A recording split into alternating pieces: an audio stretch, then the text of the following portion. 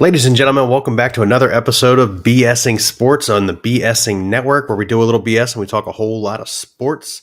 I'm Bill. With me, as always, is I don't know which way my camera is facing, Ryan. And yeah, we're gonna for those of you following along, we're doing our recap show here on Tuesdays right now during the NFL season. So we're gonna jump into that. But first, Ryan, how you doing, bud? Good. How are you? All right, all right. Woke up at 5 a.m. for some reason this morning. Don't know why. Me too. Nice.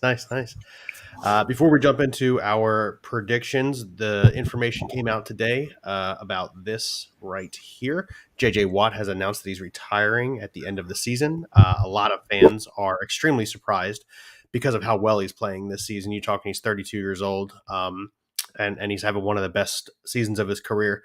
But he's been on bad team after bad team after bad team. That's got to take a toll on you, right? Yeah, for sure. I mean, the 9.5 sacks, he's come on strong pretty recently, but he's just a presence in the locker room. And, one thing that you're going to miss most about JJ Watt is his presence in the community, too. He's very well known. He's been nominated for Walter Payton Man of the Year, several times in his career.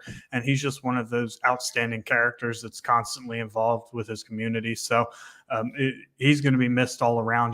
Seems a little young, but as it was brought to my attention on Twitter, he did just have his first child in October. It seems like his family is ready to, expand on that family, and JJ Watt wants to spend a little bit more time at home, or whether, he's just tired of playing, whatever the case may be. It sucks to see him go, but I mean, he's kind of going out, not on top, but he's going out on a bang. Good note here.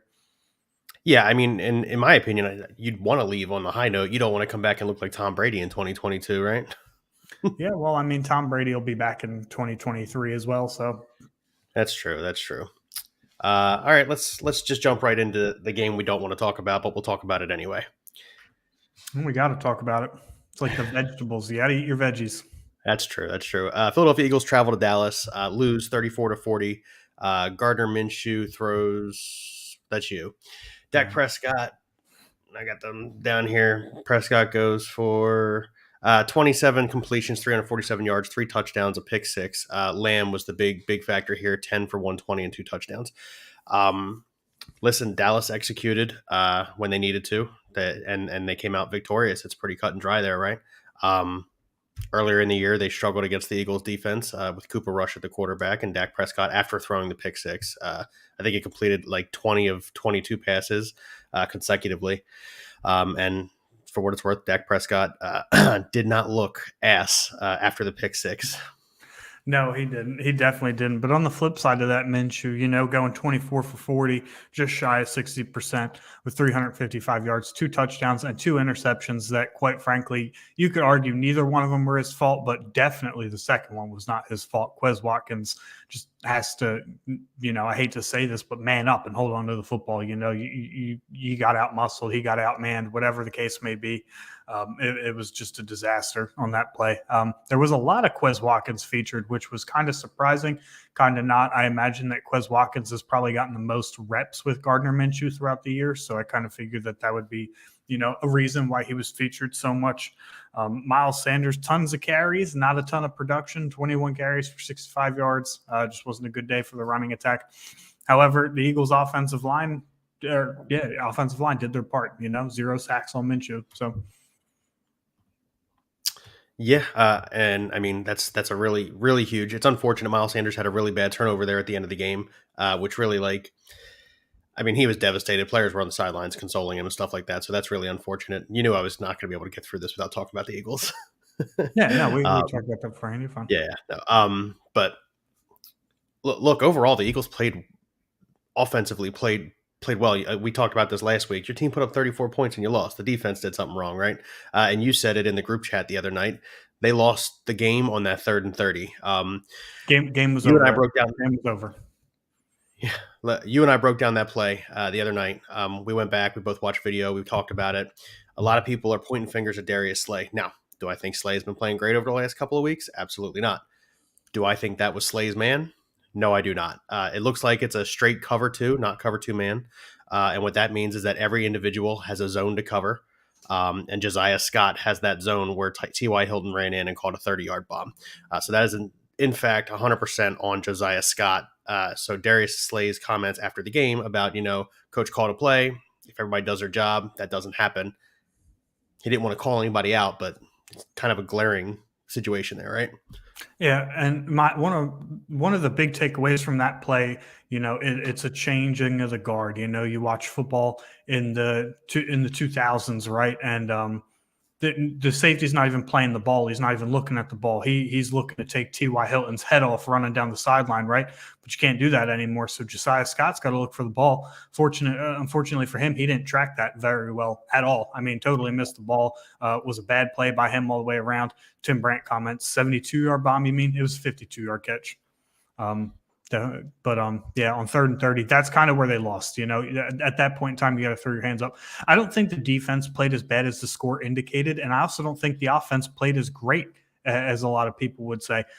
3 of those turnovers were deep in Eagles territory and set the defense up for just an impossible situation on a few drives. 4 turnovers resulted in 20 points. So a lot of that was the fact that drives were being started, at the 30-yard line of the Philadelphia Eagles. And it's like, well, of course, Dallas is going to score a touchdown. They only got to go 30 yards. So to me, yes, 4 turnovers, you're not going to win a football game like that. However, multiple turnovers deep in your own territory is really going to cause the defense to struggle. So I actually think that overall, the defense didn't play too bad. They shut down the running game of the Cowboys. 31 carries for 115 yards, and that includes Dak beating them with their feet in the beginning. I don't think the defense played as bad as 40 points indicated. I will say and I'm right there with you on that one. I had something I was going to say and completely lost it, but I will say this though: if Vontae Maddox and C.J. Gardner-Johnson are out for any sort of extended period of time into the playoffs, San Fran's the team to beat in the NFC. I would agree with that. Because Kyle Shanahan is going to take George Kittle and he's going to torch the middle of the Eagles defense. And we just saw with CeeDee Lamb in the slot, there's not a damn thing the Eagles can do about it. Yeah, no, and proof's in the pudding. I say it every week, right? Proof's in the pudding. It's right there. All right, let's get on. I'll Cravon LeBlanc up. He says he's still in shape. He put it out there on Twitter the other day. All right, let's get into some of these other games. Let's see. Bills visiting the Bears. 35 Bills, Bears 13. Fields gets 15. He goes 15 for 23, 119 yards, 1 touchdown. Monty runs 16 times for 62 yards. The Bears could not get anything going at all at any point in time during this game. And it's just really, really, really bad for your second-year quarterback trying to build some cohesion, some confidence going into the next week. The next week they played a tough game against the Eagles, and then they come out and just get stomped a little bit by the Bills. Now, having said that, their defense didn't play terribly. I mean, Josh Allen only throws for, I think, 100 and some odd yards. Diggs was almost non-existent in the game. It was just that they couldn't stop the run. Yeah, that's basically what it came down to here. Josh Allen had probably one of the worst games I've ever watched him play since he became the Josh Allen we know him today. Both of those interceptions that he threw were just, inexcusable. It was like, what are you looking at? Now, granted, the cold weather does make the football harder. It makes football slicker. However, he plays in Buffalo. There's only so many times you can make that excuse for a guy. That the throws weren't even close. They were awful throws.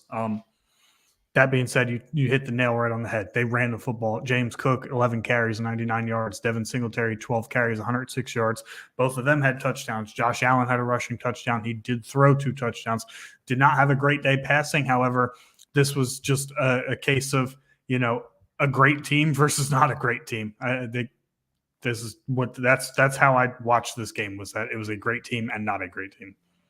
Yeah, for me, watching Josh Allen in this game really, really made it very, very clear that there's only really 2 front runners for the MVP candidate this season, in Patrick Mahomes and Jalen Hurts. We just saw and kind of sort of discussed how limited the Eagles' rushing offense is without Jalen Hurts on the field. We saw it obviously the other day against the Cowboys. But when Josh Allen comes out and has a game like this, and they still find a way to win, but it's clearly through the legs and not only his legs, I think it kind of separates Mahomes and Hurts from Allen in the MVP conversation. Yeah, the Bills had a terrible first half offensively too. Only scored 6 points. 29 of their points came in the second half, and one of those touchdowns, the Josh Allen touchdown to Dawson Knox, came in garbage time after the Bears did not convert on a fourth down. So Correct. Just for recap, all three of us took the Eagles. All three of us took the Bills. Obviously, we were all wrong on the Eagles. Tim went 9-7 this week. Not a very good week for Tim. Ryan goes 11-5 this week. Pretty decent week for Ryan. And I go games, 13. baby. I went 13-3. So really good week for me. Tim is sitting at 137, 102, and 2. That's not right. That I probably not. That's not right. I don't know what I typed in there. If it's your math, I doubt it. 145, 102, and 2 for Timmy. 150, 99, and 2 for Ryan. 161, 84, and 2 for me. I'm doing pretty good. I don't care how far ahead you are. I just got to make sure Timmy finishes behind me, and he's doing a great job of doing that. Keep up the excellent work, Timmy. I appreciate it. Good news is at least the team whose gear you'll be representing just beat the Eagles. So, ugh, gross. All right, let's move on to the next game. Saints visiting the Browns. New Orleans Saints, an indoor dome team, visits the Cleveland Browns during a freeze and win. Saints come out victorious 17-10 in that game. Deshaun Watson did not look good. 15 for 31, 135 yards with a pick, no touchdowns. Chubb runs 24 times for 92 yards, but doesn't get in the end zone. This isn't the Browns that I thought we would see against the Saints here. I really, really thought the Browns were going to come out and kind of sort of make like a definitive statement about how maybe because they move up to 7-7 at that point, maybe they deserve a spot in the playoffs to see what they can do. All three of us take the Browns, by the way. And it's just an upset, like New Orleans went in there with a game plan, trying to make the playoffs themselves, and executed well. Yeah, when I heard about the weather reports, I said on the prediction show, I was like, one of these teams plays in a dome down south, the other one doesn't. It's to the Browns' advantage. And the Browns, I don't know what Kareem Hunt's deal is this year, but he just hasn't been efficiently used. And then when he has been used, he hasn't been efficient himself. He's just looked downright awful this year. But the Saints went back to their roots. They ran the football. Andy Dalton only 8 for 15 in that game. Didn't have to throw the football a ton. He did throw an interception. However, Kamara, 20 carries. This was a Taysom Hill game, man. He was all over the place doing all kinds of stuff. And you just had to know that it was going to be a Taysom Hill game once you read the weather reports, though.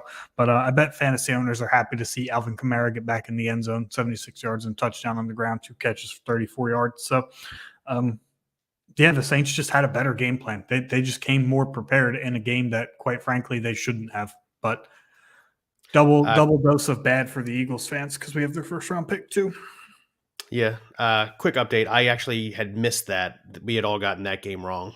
So the updated is Timmy went 8-7 this week. He would have gone 8-8. Timmy went 8-8 this week. Ryan went 10-6. I went 12-4, and then just one on the other records and stuff. I'm not doing math right now.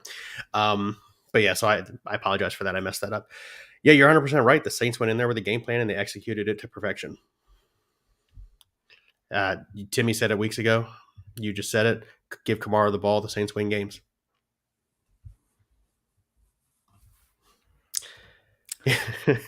Seahawks visiting the Chiefs. Seahawks 10, Chiefs 20. You see that stuff where the Seahawks players came out with their shirts off because it felt like -10 outside, and then you put a performance out on the field like that? Come on now. You can't do stuff like that and then come out looking as flat,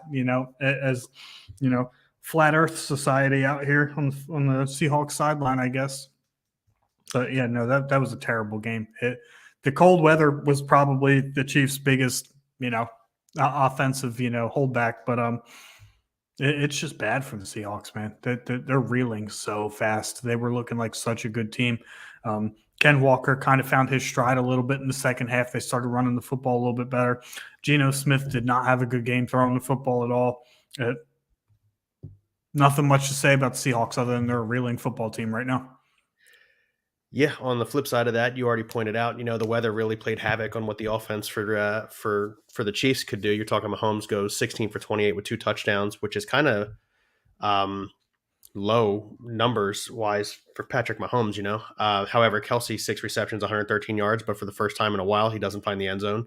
Now, Jerick McKinnon, on the other hand, has 4 straight games with a receiving touchdown and 5 in the last 4. So that's a nice little stat line for Jerick McKinnon for all you DFS individuals. Yeah, no, look, and it's like I just kind of sort of touched on a few seconds ago with the Allen Mahomes Hurts conversation. Mahomes wasn't playing well, but he found a way to get it done. 24 points on a pretty good Seattle defense. Like, let's not act like the Seattle defense has been bad this season, because they've been pretty good. And just do what you need to do to be victorious. And now Allen did the same thing, so it's kind of like I'm kicking the same rock here, but it just. Mahomes never looked like he lost control of that game, where at the beginning, the first half of the Bills game, it looked like Allen was out of sorts. And that's the difference for me. But yeah, so again, Mahomes gets it done. Chiefs get it done. Big Red.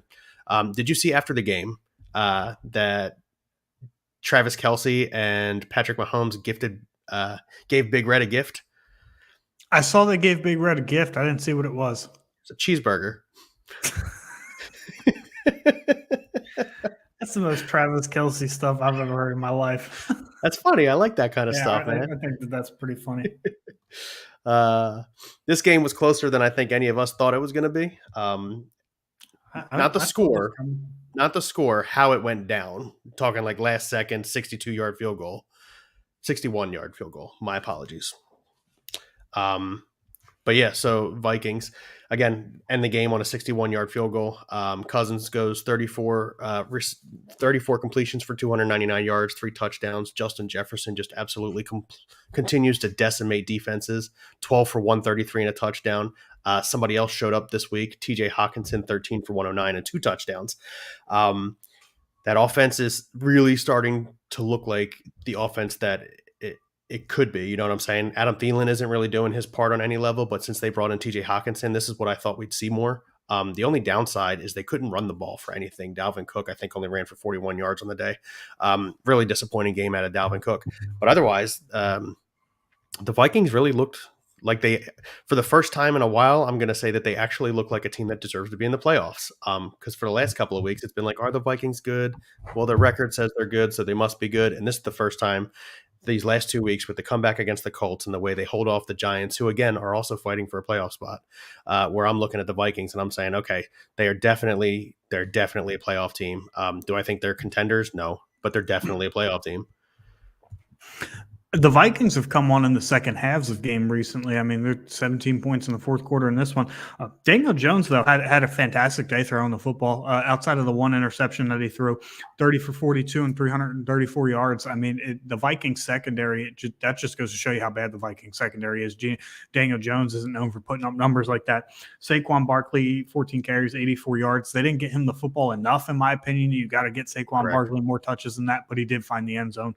Richie James, Isaiah Hodges, Darius Slay had a day. Fun fact, only 5 people on the entire New York Giants roster drew a target on Sunday or Saturday when they played. Only 5 people. Saquon Barkley, Daniel Bellinger, Darius Slay, Isaiah Hodgins, and Richie James were the only people targeted with a pass all game. That's impressive. Yeah. Barkley had eight receptions for 49 yards on 10 targets. Isaiah Hodges had 11 targets, and Richie James had 12. It's kind of to the point where, you can take a crap shot at any one of those receivers being the number one in the offense right now. They're just kind of rotating being the number one. Hodgins had the touchdown, but that was wild to me when I pulled that stat up. I was like, only 5 people drew targets. I know that they don't have a deep wide receiver room, but come on now. Yeah, I gotcha. All 3 of us took the Chiefs in the last game. All 3 of us took the Vikings in this game. All 3 of us were correct. Moving on to another game we were all correct on. The Bengals visiting the Patriots. I would have to say that this game didn't go the way that we all thought it would. This was a tale of 2 halves for sure. Joe Burrow looked fantastic in the first half, finding every no-name player on their roster for touchdowns. And then in the second half, he completely fell apart. But Joe Burrow going 40 for 52, 375, and 3 touchdowns with 2 costly picks. They could have been more costly, but costly picks. T. Higgins had himself a day, 8 for 128 and a touchdown. But Trenton Irwin, 3 catches, 45 yards, 2 touchdowns. Joe Mixon, 16 carries for 65 yards, also 7 catches in the pass game. That Jamar Chase fumble almost cost this team, desperately. That was kind of, where you started to look at this game like, oh boy, are the Patriots going to make this comeback? Yeah, I mean, we kind of get on him a little bit, but Dad texted us in the group chat, and he was like, "The Bengals are going to f around and lose this game," and I obviously responded and said, "You say that about one team every week," but he almost was right on this one. He almost was definitely right, and part of that is because Mac Jones didn't play super poorly. He goes 21 receptions, 21 completions for 240 yards and 2 touchdowns. The big surprise here is that they actually started to throw the ball a little bit down the field. Kendrick Bourne, 6 receptions, 100 yards and a touchdown.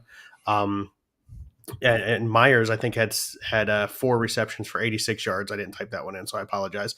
And also another touchdown. So it's just the Patriots are shooting themselves in the foot. I think we've all said it. We can all agree to it. As long as Matt Patricia is running the offense there, they're really going to struggle offensively. And it showed again during I don't know who started calling plays in the second half, but I don't think it was Matt Patricia, because that offense looked completely different going from half one to half two. And then Belichick, like you said, the turnovers are bad for the Bengals, but Belichick had a game plan. After halftime, he made an adjustment, and they executed the adjustment. Yeah, for sure. That was a lot closer of a game than it looked like it was going to be in the beginning. Let's take some time right now. Everybody, if you're watching on YouTube, go ahead and subscribe if you haven't already. If you're watching on Facebook, go ahead and just hit the like button and then the share button. If you are watching on Twitter, go ahead, hit that heart, hit that retweet. If you are watching on Twitch, go ahead, give us a follow and share with your friends. That's all free support that takes less than 5 seconds, and we all greatly appreciate it here from BSing Sports. We do. We really do. Let's see. This game surprised me. Surprised us all. Me a little bit. This was my trap game of the week. You're right. You did say this was your trap game of the week. Yeah, the Lions visiting the Panthers, 23-37. Both teams hunting for a playoff spot here in the NFC. The Panthers with a little bit of a different, path to it than the Lions would have had, or technically still have. But look, Sam Darnold, since he's come back, that team is 3-1. They look completely different offensively. And I'm saying a lot today, and I apologize. Like I said, I've been awake since 5 a.m. But anyway, Sam Darnold, 15 completions for 250 yards, a touchdown. Deontay Foreman, 21 rushes, 165 a touchdown. Chuba Hubbard with limited carries, only 12 this week, 125 yards rushing, no touchdowns. DJ Moore, 5 receptions, 83 yards, and a touchdown. The Panthers came out, again, I say it, it's the scheme, the game plan. I say it every week in and week out. When you have a good game plan and it's executed to perfection, which the Panthers did both offensively and defensively, this is the type of thing that can happen, right? You shut down a really high-powered Lions offense on the defensive side of the ball, and on offense, you took advantage of what they were weak at, which is running the football, right? And you, again, come out victorious, 37-23. The Lions, they didn't pass the ball too bad. I know Jared Goff's box score numbers are going to look like that they played pretty well. 25 of 42 for 355 yards and 3 touchdowns, and that's great. He did miss a couple of easy throws, probably due to the fact that it was 15 degrees. I think the cold weather kind of, had a little bit of an effect on everybody's passing game. It may not seem like it in the box score, but when you go back and look at some of these games, it was like, what's going on with these throws here? And like I said earlier, when the ball gets cold, it gets slippery, it gets hard. They just couldn't run the ball today at all. The Panthers stacked the box on them and forced Jared Goff to beat them through the air, which is not something that we've seen, teams do to the Lions. Only 17 carries for 45 yards as a team. Jared Goff was the leading rusher for the Lions on Saturday with 15 yards. This is a little bit more like it, though. They had 10 different receivers with a target, and all 3 touchdowns went to the same person. Now, when I say that for the Lions, you think Amon-Ra St. Brown. Well, no, he didn't. You might think DJ Chark. No, 4 catches for 108, no touchdowns. Josh Reynolds? Nah. DeAndre Swift? Nope. Shane Zylstra? 5 catches for 26 yards and 3 touchdowns. Nobody's ever heard of him. Red zone target. Yeah, red zone target. He had 6 targets on the game, so he was second on the team, actually. Good for him. Yeah, but and Dan Campbell afterwards. Did you see the video? No, I didn't. At midfield, he went to go shake Steve Wilkes' hands, and he was like, "Congratulations, that was fucking awesome. You kicked our fucking asses." I like And he that. said it in like that Dan Campbell, like, Stone Cold Steve Austin voice, and it was awesome. And like, you don't ever, see stuff like that. And it didn't sound sarcastic in any way. He sounded like fired up, like for Steve Wilkes, like, "Hey man, you kicked our ass. Congrats."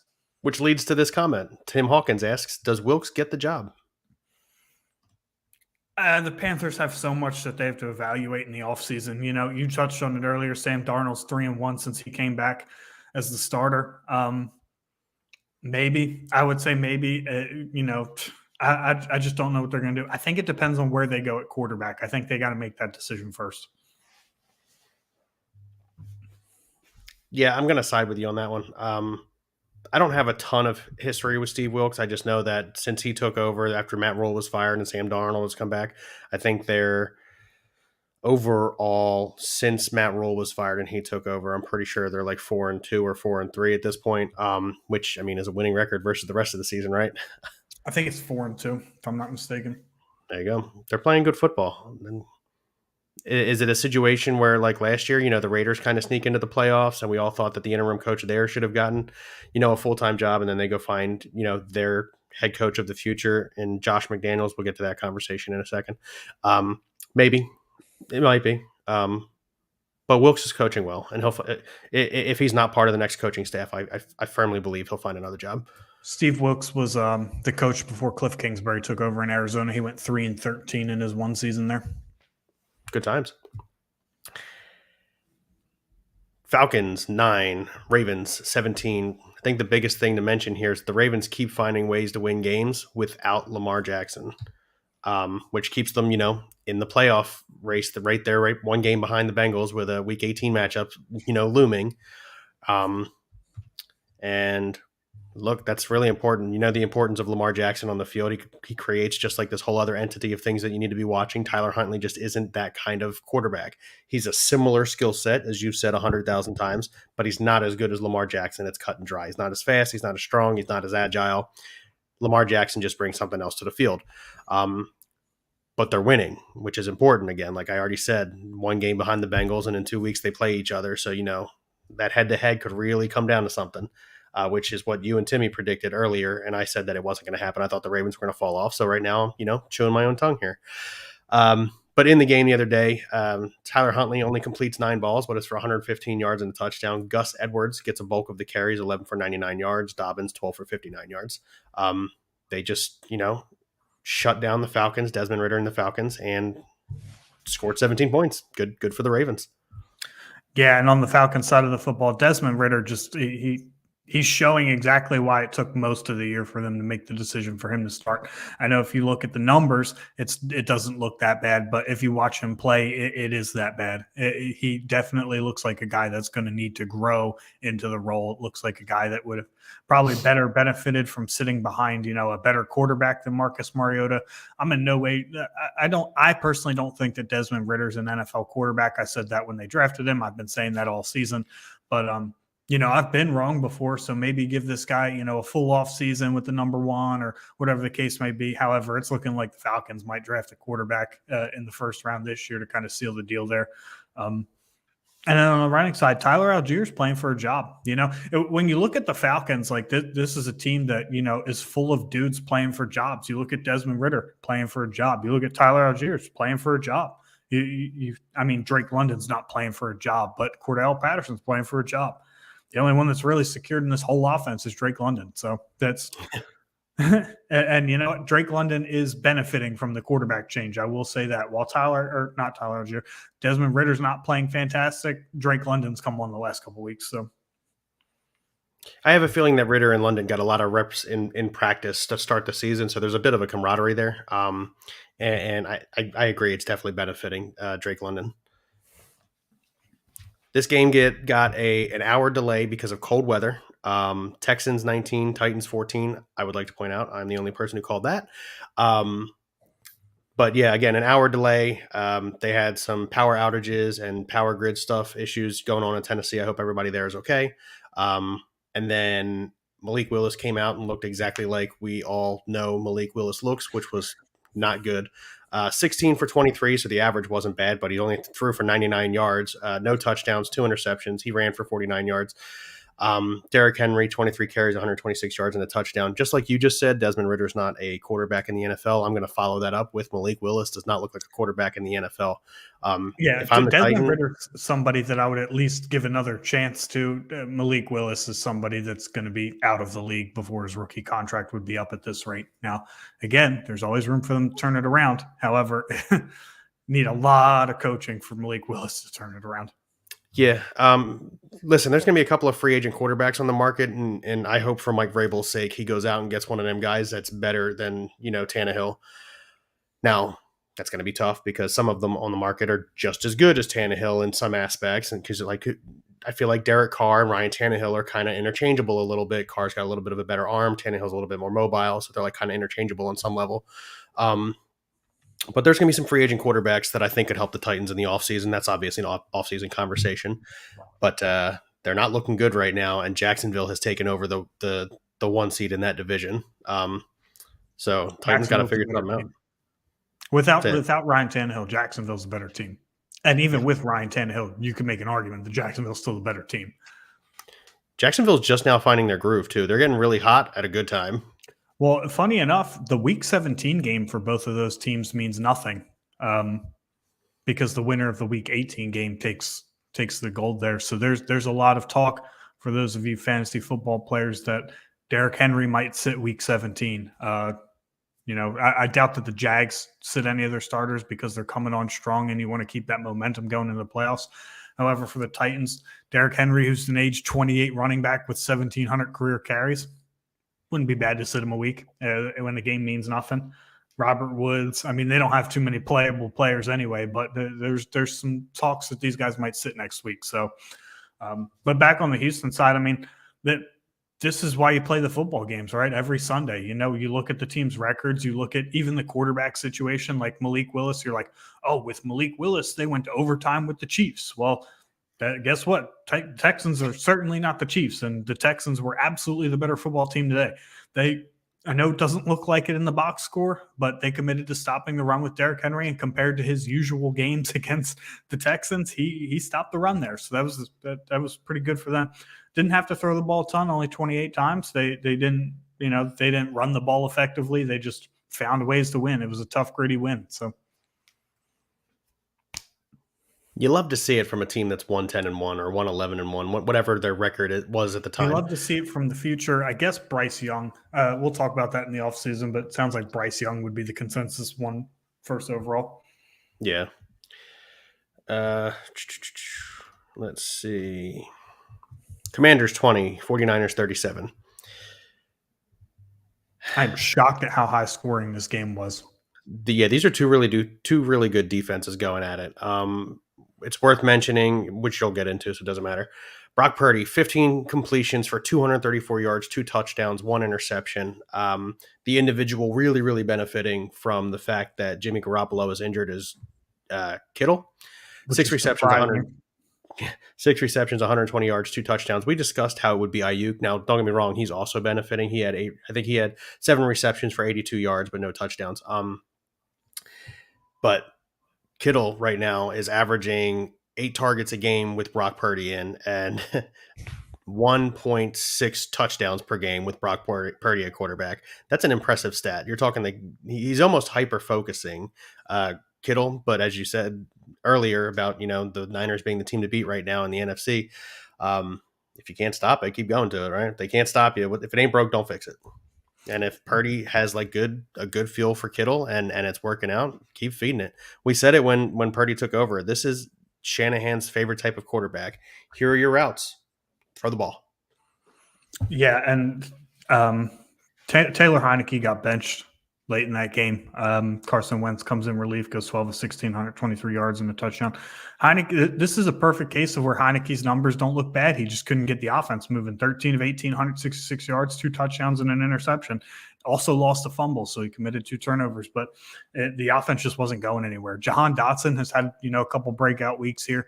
Looks like that he's coming around, missed some time. And earlier in the season when Carson Wentz was the starter, he was – the heavy favorite for targets there. Terry McLaurin was kind of the man out. So we'll see how this unfolds, this quarterback situation. We'll take some news throughout the week and give you guys a heads up as to who we think's going to start, who we hear is going to start. Maybe we'll know something by the prediction show on Friday, but I think that that's a weird quarterback dynamic right now. I don't understand what 2 weeks ago, Taylor Heineke was your savior. He was, the quarterback rest of season. There was no doubt. Now all of a sudden he's getting benched. So this is not a good look for Ron Rivera regardless. Yeah, I would agree with that. I think he jumped the gun a bit saying that Heineke is going to be the quarterback for the remainder of the season. I know they were in the midst of a playoff hunt there, but now you've lost 2 straight, one to a division rival. And not to mention the division rival who is now planted firmly above you in the standings if you guys end up with the same record. And now you're desperate, right? You need to find a way to spark the team. You had to go back to Wentz, and like you said, we'll get the information later, but I'm basically just alluding to the fact that you're 100% right. It doesn't look good for Ron Rivera. This game was. We're going to talk about that one play for years to come. Or did you see that tweet? Yeah, I saw that tweet. We're already done talking about it. Yeah, there was this tweet for those of you that don't know that I guess he's a hardcore Steelers fan or he writes for the Steelers or whatever. The final play where Pickett threw the touchdown to Pickens, he was like, "We're going to talk about this play for years to come." And like, to be honest with you, I barely remember it. Like he tried comparing it to the Roethlisberger throw to Santonio Holmes in the Super Bowl. I was like, Jesus, like this is against the 6-9 Raiders, man. Speaking of the 6-9 Raiders, Derek Carr was terrible. Was downright awful. The 50% completion percentage, 3 turnovers. 2 of them were really bad. Yeah. Josh Jacobs couldn't get anything going. Darren Waller, welcome back. He was their leading receiver, 4 catches for 58 yards. Too little, too late there. Devontae Adams was non-existent, 9 targets, only caught 2 of them for 15 yards. It was more on Derek Carr than it was Devontae Adams. Pittsburgh had an answer for everything the Raiders threw at them. Yeah. Speaking of the Steelers, they actually have the opportunity to assist Mike Tomlin in legitimately not having a losing season. They're sitting at 7-8 now, 2 games to play. And they're also fighting for a playoff spot. They're not technically eliminated from the playoffs. And I think the biggest thing here is how much better week to week Kenny Pickett looks. He was drafted in the first round. He was the only quarterback taken in the first round. We know about it. We've talked about it. We said we weren't really sure if he was going to be ready. In the first few weeks he was on the field, he didn't look ready. However, the last couple of weeks, he's looked really good. 26 for 32, 244 yards, 1 touchdown, 1 interception. So the stats don't jump off the page at you.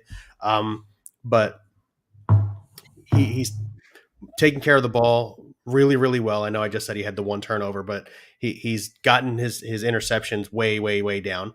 He's utilizing as many players as he can on the field. I believe 9 different people had receptions. Pickens had 6.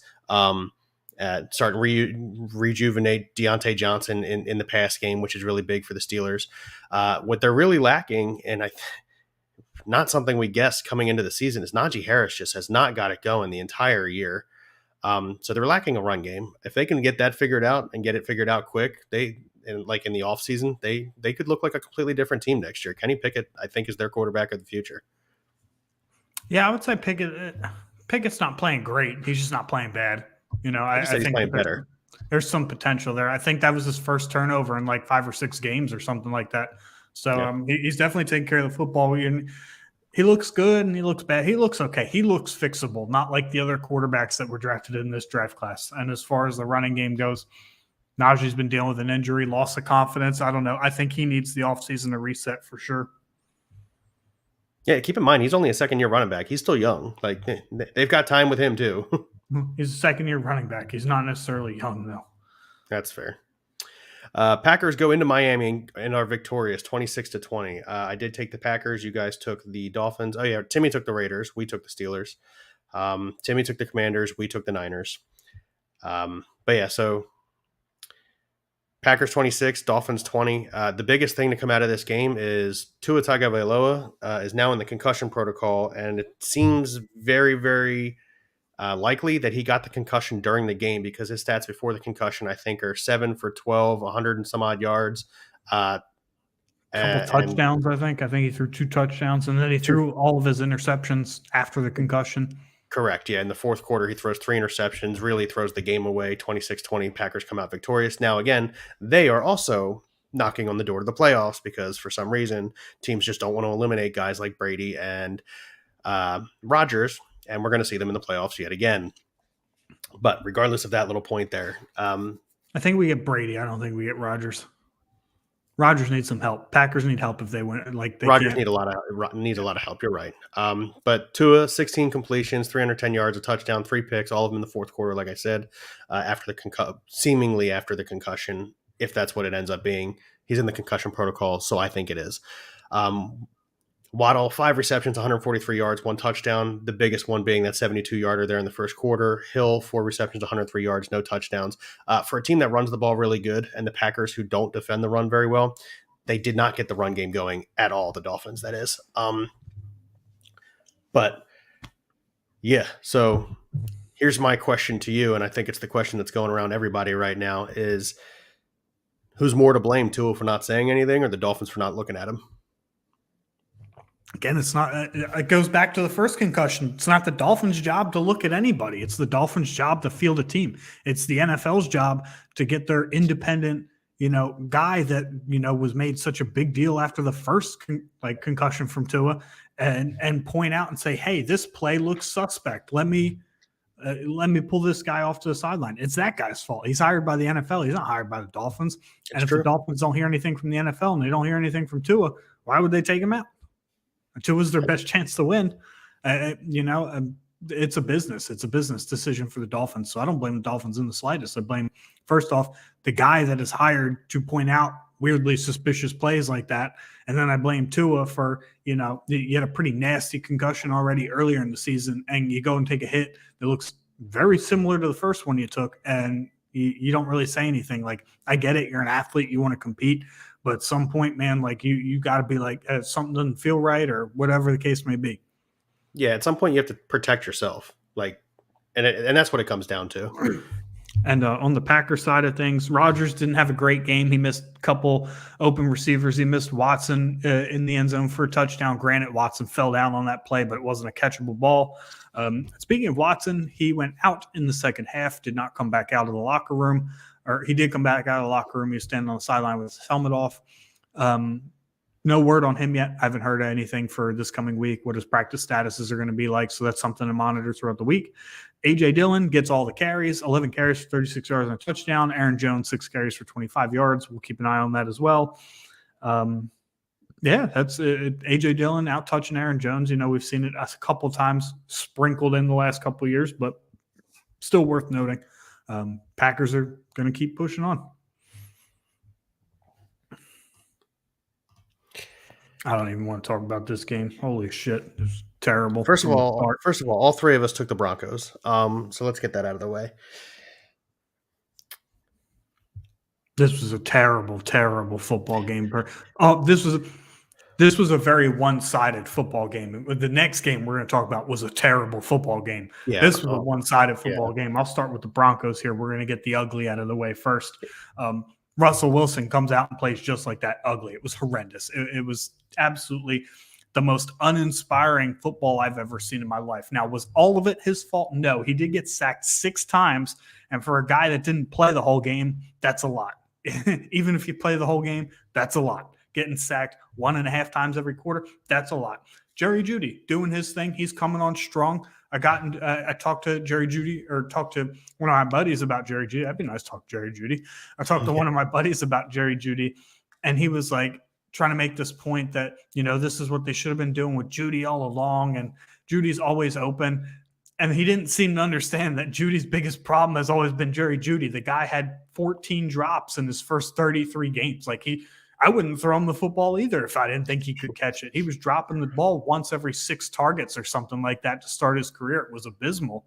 So I'm glad to see that maybe he's figured out his hands issue and that he's coming on strong in the third year.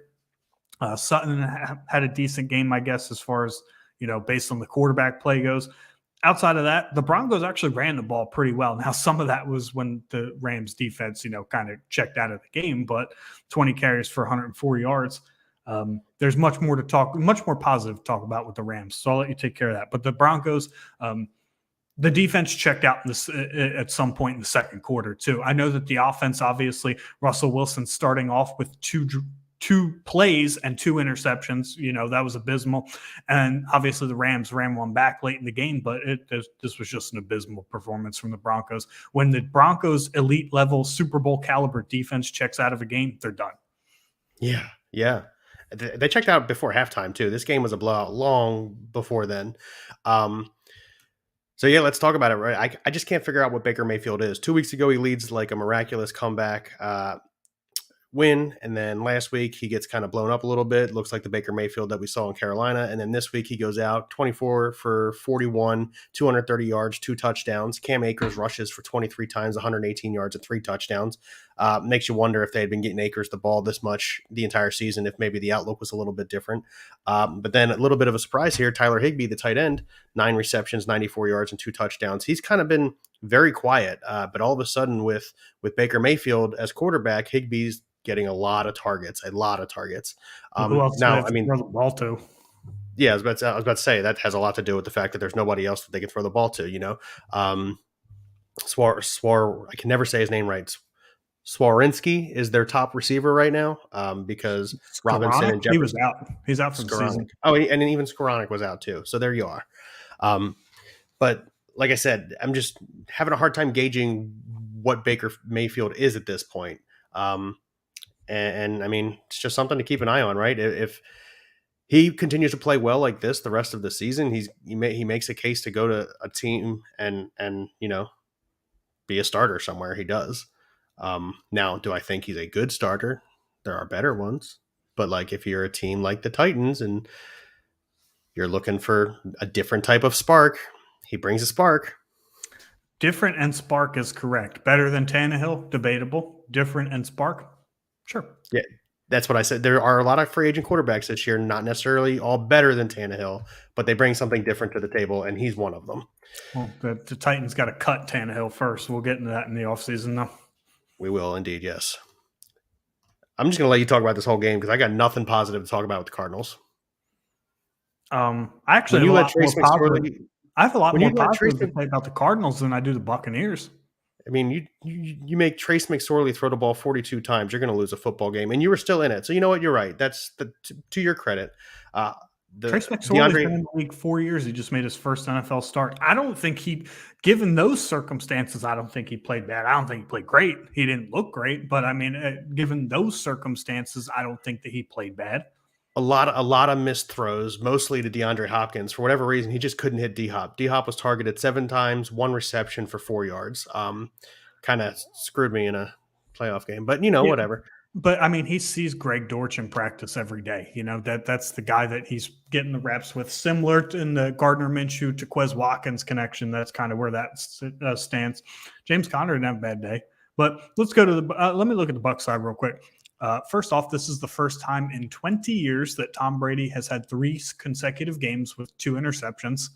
Leonard Fournette, check down king, 9 catches, 90 yards. Look, the Buccaneers should have blown this Cardinals team out. This is a Cardinals team that when they step on the field, it looks like they've given up on Cliff Kingsbury. This was the Bucs' prime chance to bury them. There's 3 things wrong with the Bucs. They're old. I've said that before. They're slow. I've said that before. And they're a bad football team. I've said that before. They're also injured up front. First, it starts with the offensive line play. When you can't run the football and you can't throw the football, it's not the quarterback's fault. It's the offensive line's fault. Tom Brady's not getting a lot of time. Secondly, the offensive coordinator calls some of the worst plays that I've ever seen in my whole life. This was a guy, Byron Leftwich, people were talking about was a head coaching candidate in the offseason. No shot. There's no shot any team hires him. He's got the most vanilla playbook out there, running the same 5 plays he gets from Madden. Third, the wide receivers get no separation. This is Mike Evans is old and slow. He's not Mike Evans that we've seen before. He looks like he's taken an Allen Robinson type regression. If I had to compare him to a different player, he looks like Allen Robinson right now. Allen Robinson, right around that same 28, 29 years old, kind of just fell off a cliff. It looks like it's happening to Evans too. Godwin's probably the only usable receiver there. The problem is his hamstrings are built like string cheese, not like hamstrings. And then Julio Jones is Julio Jones. I mean, speaking of cheese, like string cheese or whatever I just said, my God, this guy's whole body's built out of it. Now, I will say that it's not all everybody else's fault. Tom Brady's had his fair share of struggles this year. He's missed some very easy throws we have not seen him miss in the past, particularly on the very first drive where Julio Jones ran a nice flag route into the end zone, and Tom Brady just missed him. Didn't set his feet. By like 6 yards. Didn't set his feet. Missed the throw wide open. The receiver was open. Pocket was pretty clean. He just missed him. There's just a lot of things wrong with the Bucs, though, and I don't think it starts with Tom Brady. When you watch him play, there's some life in the arm left. I think that he can play. I don't think he will play for the Bucs next year, but that's your top free agent quarterback right there. It's going to be real interesting to see where he goes. Yeah, the Bucs are old, slow, and a bad football team. So if they win this week, they're division champs, though. Yeah, it's just amazing to me. We're going to get a division champ that has a losing record. It's crazy. Well, we've seen that before, being NFC East fans. This game wasn't pretty either. No, this game looked like a classic Brandon Staley, I want to lose this football game to start this game out. You mean to tell me through 3 drives, your best playmaker in Austin Eckler had 1 touch? Yeah. Like, to me, that just screams, I don't want to win this game. There was no reason for Justin Herbert to drop back and throw so many passes against a team that is so very obviously terrible at stopping the run, since their best run stopper went out for the season earlier in the year. That the whole game plan was mind-blowing. It was, like I said, Brandon Staley wanted to lose this football game. Yeah, I'm right there with you. He got a lot of help. Yeah, you're talking Nick Foles starts, gets 17 completions for 143 yards, no touchdowns, 3 interceptions. Not all of them were his fault. I will openly admit that. Derwin James made a great play on the ball on the sideline on his interception, which was the second one.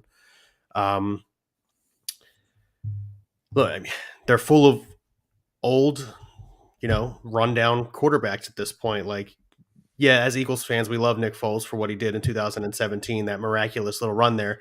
But we've known for Nick Foles' whole career that he's really good in stretches. You can't just like poke him in and hope that he's going to be a good quarterback and look like he did in the Super Bowl and the NFC Championship that year, because that's not the type of quarterback he is. Or he'd be starting somewhere, and it's pretty cut and dry there. Yeah, he got a really shitty shake in Jacksonville, but there's a reason he hasn't started anywhere else, and it's pretty cut and dry. Can we talk about how he got sacked 7 times?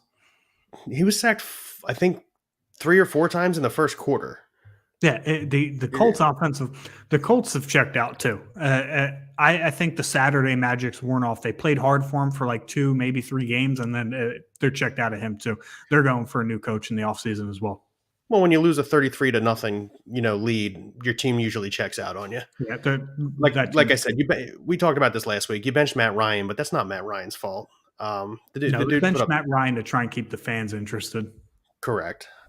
Clearly that wasn't, the best move. No offense to Nick Foles. Like I said, thank you for everything you did for Philly. But of the two of you, I'm thinking Matt Ryan's probably the more talented, not by a vast margin, and I'll admit that, but it just is what it is. But anyway, the Chargers do good.